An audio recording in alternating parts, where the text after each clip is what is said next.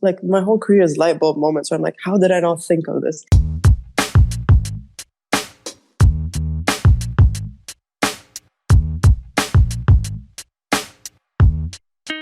Welcome to Tarab, the podcast where we explore the voices shaping contemporary Arabic music today. I'm Saeed Saeed, music writer and your host. On this episode, we're hearing from Felukah. She's an Egyptian rapper and poet, producer and DJ, to just name a few things. And she's built a distinctive sound between Cairo and New York, mixing Arabic and English in her lyrics and sound. Her albums and collaborations have made her a key figure in a new wave of Arab hip-hop, navigating questions of identity, language, and belonging. Felukah is now with us. Felukah, thank you so much for joining us on Tarab. And let's begin with a new sound, a new song. You have a new single. It's called Danger. Thought you'd be a danger, so I made you mine. It's interesting. It blends, again, these Arabic melodies with kind of punchy, the standard Felukah punchy hip-hop one-liners.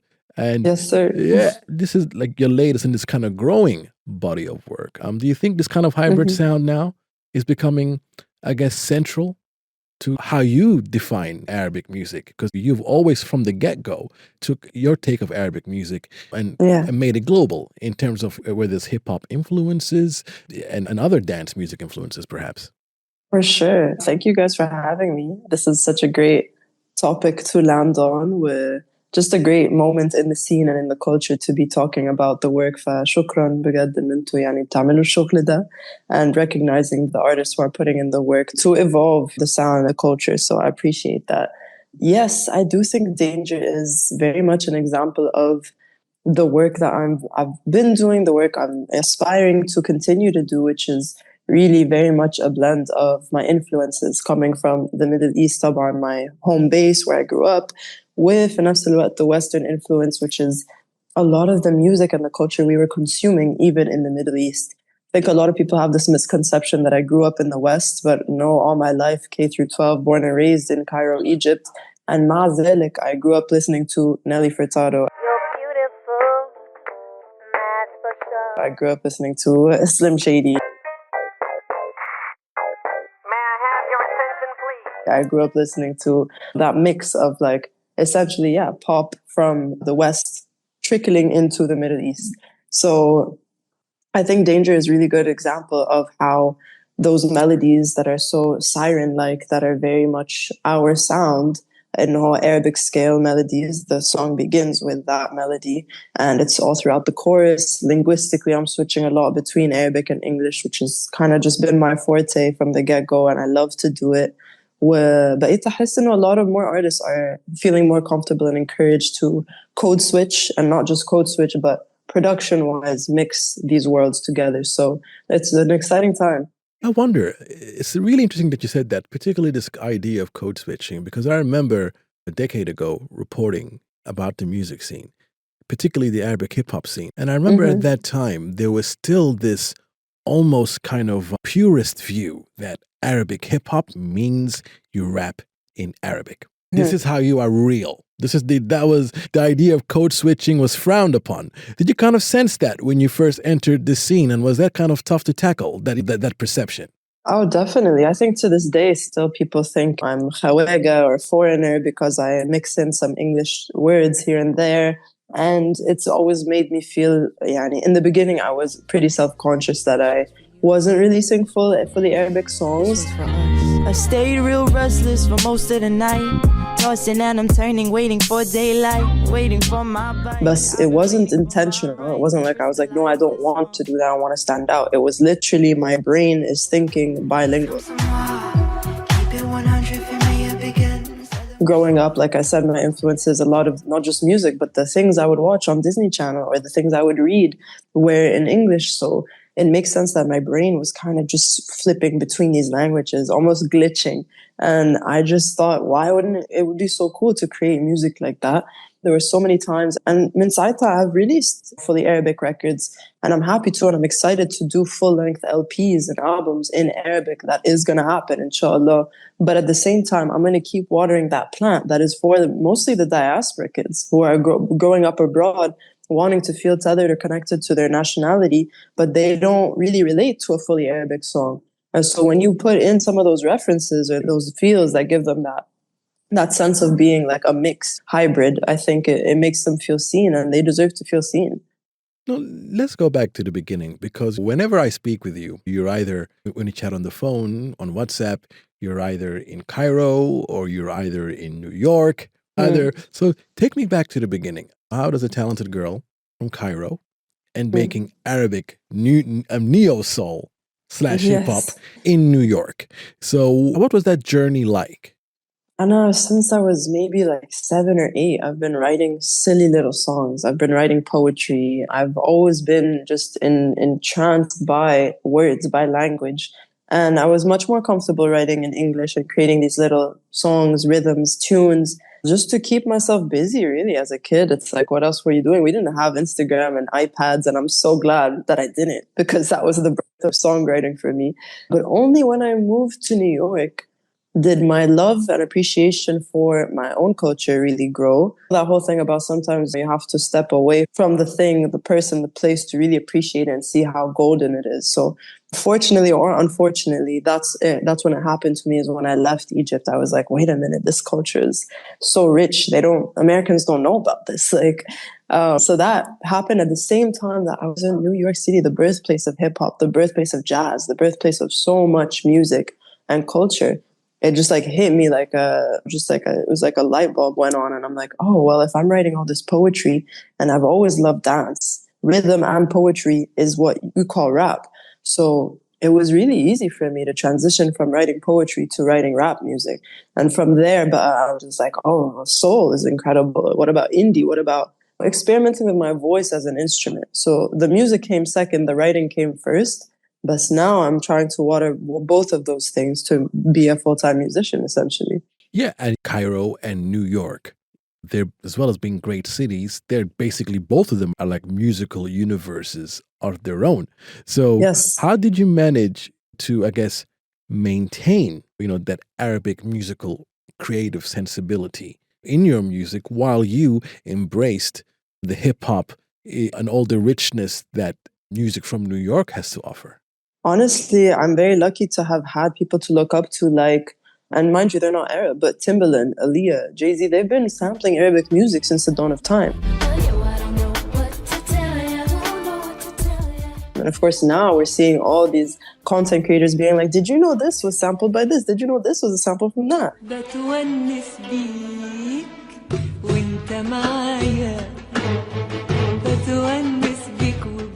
And I grew up listening. That was like my time, the late 90s, early 2000s, when everybody was sampling Arabic music. And in my journey, I had I'm like, my whole career is light bulb moments where I'm like, how did I not think of this? And I'm very grateful that these epiphanies keep hitting me. God just sending me signs. I don't know what you want to call it. But I was like, how come we don't have Arab artists sampling Arabic music and rapping and singing and adding this really cool flair to it? So I think I saw myself in that niche, and I really went for it.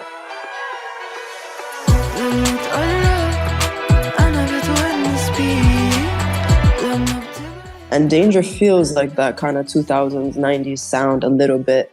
So I'm excited that I'm finally in that place that I've always been dreaming of, sort of. I wonder as well, in terms of you being in that place in New York, this feeling of liberation, that creative liberation that city afforded you.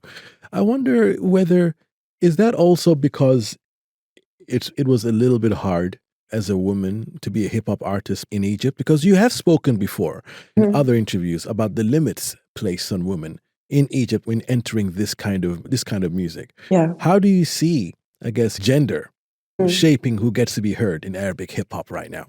I'm really grateful that you brought this up. I think it's not talked about enough, the privilege of being somebody abroad, whether you're a woman or a man or any gender. there's just incredible amounts of freedom in being in the West that you do not see in the Middle East, whether you're trying to take a political stance. Just a lot of things that are really quite censored in the Middle East. But then we're seeing people in the West are censored as well when it comes to talking about القضية الفلسطينية and freedom for Palestine and freedom for all of our oppressed peoples.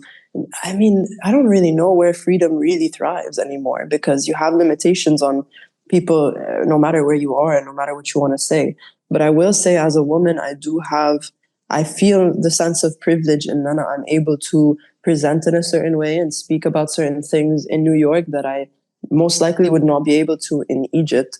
But it's a bit of a concerning time. And for that reason, I think it's really important for us to find subliminal ways to deliver that message of empowering each other, of trying to talk about censorship without being censored. That's the trick. But at the same time, in Egypt, you are seeing the hip hop scene kind of grow. It is becoming now essentially. I don't know where Maharaganat begins and where hip hop ends. It kind of seems like it's all together, like the culture. And Yes. and there's also some fantastic female artists coming from Egypt as well. So, like, do you think the scene is better since when you left physically Egypt to focus on your career? Definitely. I mean, it is, Taban, it's important to think of the positives as well. Sometimes I'm in my head about how terrible the state of the world is, but it's definitely, the scene is growing so much, not just Cairo. Morocco is doing amazing rap and hip hop music coming out of there, Algeria. I think everybody's waking up to this fact that, like, we have always been just the fortress of culture and the foundation of so much inspiration for the West. And so finally looking at ourselves with pride and standing tall in our culture is definitely feeding the scene, the music, so much. And that's in visuals, that's in film and TV. And it's a really great time to be alive in that sense. An interesting aspect about your career that I think that it's quite notable for people to know about you, and I guess other artists who wants to begin their career, is that you've started producing and DJing, yourself. Yeah. And how important was that? Because in terms of in order to kind of have control of your sound, and number two, Exactly. creating opportunities for yourself because you don't have to rely on anybody else. Oh yeah, that was, like, again, another light bulb switch. I feel like I'm going to keep using that phrase. I'll have to find some other examples for what that moment is called. The eureka, euphoria, I don't know what it is. But yes, it happened to me maybe 2 years ago. I was like, I really want to start DJing. I see a lot of my friends getting into DJing. With my limited but existing knowledge of creating music, production-wise, why don't I just teach myself how to mix, how to create these cool moments that people can feel in live setting? And it doesn't have to just be Felukah music. It could be mixed in with all my inspirations and all the things that I listen to. So that really opened a whole new door for, like you said, opportunities where maybe I could be booked as a DJ versus as a live artist. It opened doors for my own inspiration and what I find really cool musically. Now I'm, like, actually in the mix and I can really hear how something blends together. And yeah, it was great. And then from there, I was like, okay, well, production, if I can start DJing, I know I can learn how to produce. And that's really been my focus the past few months. And it's been such an amazing journey. Tell me about an important production. What's an important song for you that you produced that gave you the confidence as a producer that, yes, I can kind of do that? Actually, Danger. I walked into the session with my producer friend, and I said, listen, I have this top line, I have this vocal melody, I need it to be the chorus, the intro, something. Now it is the chorus and the intro,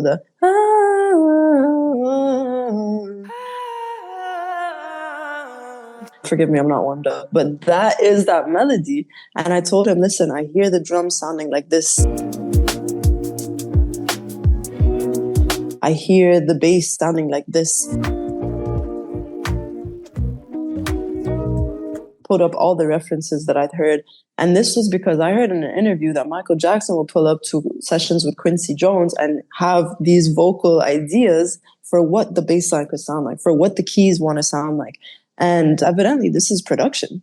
I thought I had to come in with the files ready with everything there. But no, it's if I have the ideas, I can deliver that vocally. And somebody with a bit more technical skill can actually play that bass line, can actually write that melody. No power without control, no beef without the smoke, no seats without the pictures and the tags on your phone. The way I switch codes. Interesting as well about that is just, that song I kind of feel also just the way that, that you're thinking in terms of getting your references from others and just kind of linking it to your own sound.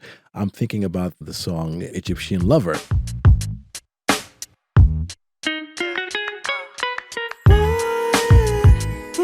which was a song that for many fans, that was their entryway to your world. And that song had an interpolation of Beyonce's 2003 hit, Baby Boy.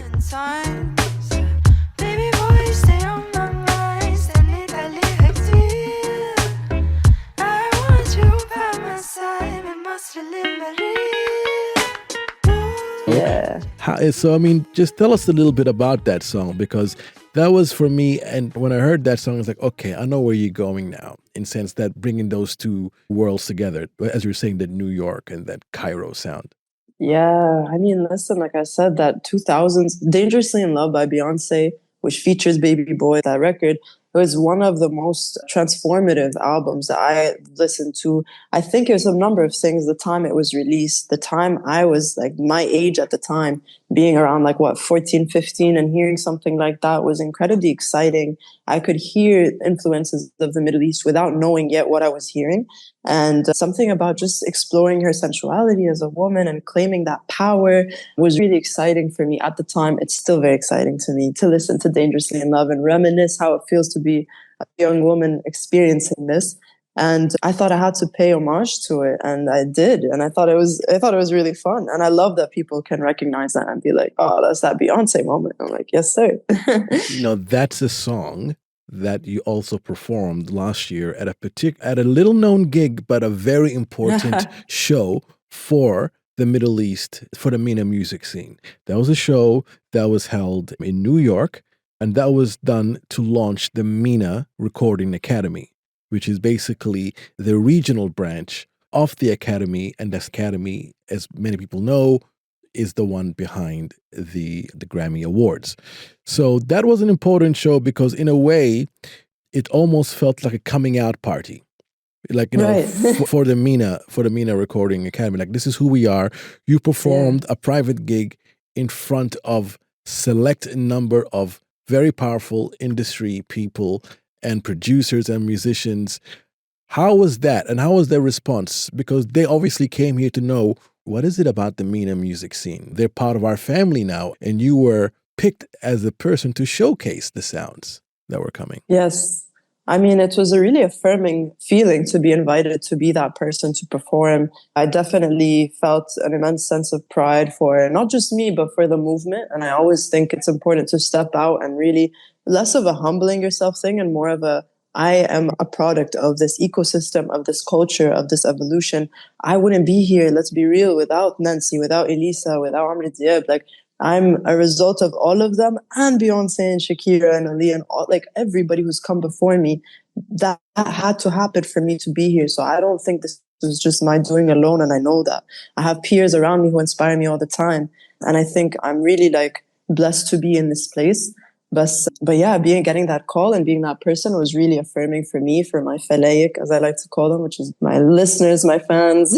Felaik, I like this. I like it. Yes. And since then, I mean, I've really grown to love just this idea of being that representation and what it means to hold the culture and carry it on my back with pride.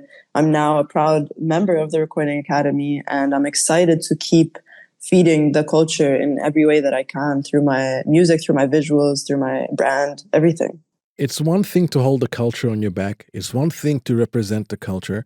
But at the same time, I ask you, how important is it to proactively, as Arab artists, to build those bridges outside the region? Because sometimes we have such a diversity of rich talent here.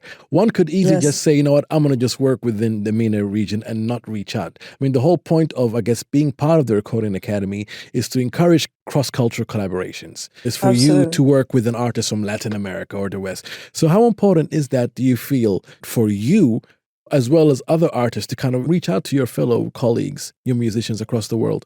I will say I don't think it's important everybody does that. I know it's not everybody's path to be a global international artist. I think I admire very deeply and I respect everybody who works within the culture in the region, only collaborates maybe with Arabic speaking artists, with Arab, kida, that's valid. I think everybody's valid in their own way.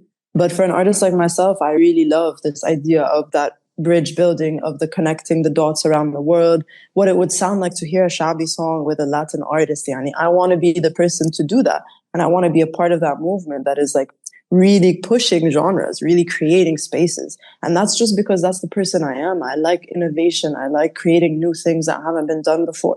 But I don't look down upon anybody who wishes to work within the same region and not go out of that, because why? Well, this is the first time that we're standing tall and being like, you know what? We have everything we need right here. So it's respect no matter what you do, like my respect for everyone, no matter what they do, no matter what they don't. That's just kind of my ethos. Like I'm just doing me and I respect and support everyone around me for doing what they want to do. Danger is part of an upcoming album which you've discussed or you trailed before to your Felaik and into others. And the album is called Hibiscus. Now, this is an exclusive sample you've given us of one of the tracks of that album, and it's called Elbi Hinak.